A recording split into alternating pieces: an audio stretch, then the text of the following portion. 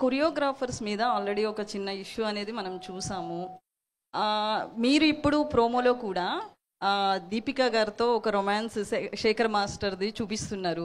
కొంచెం అది Shekhar master accept చేస్తున్నారా, బలవంతంగా చేయిస్తున్నారా? తను చేస్తారు అన్నది శేఖర్ మాస్టర్ తెలియదు. ఫస్ట్ ఆఫ్ ఆల్ తను వచ్చేసి చాలా ప్యూరెస్ట్ సోల్ అని చెప్పాలి. ఎవరు? Deepika. And at the same time Shekhar master కూడా.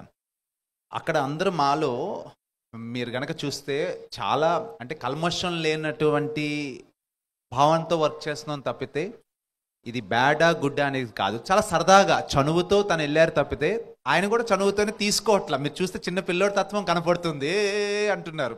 సో అందులో ఆ క్యూట్నెస్నే మనం చూడాలి తప్పితే there is nothing wrong in that. And తను కూడా పాపం చాలా చిన్నపిల్లలాగానే బిహేవ్ చేస్తారు. ఆ దీపిక గారు కూడా.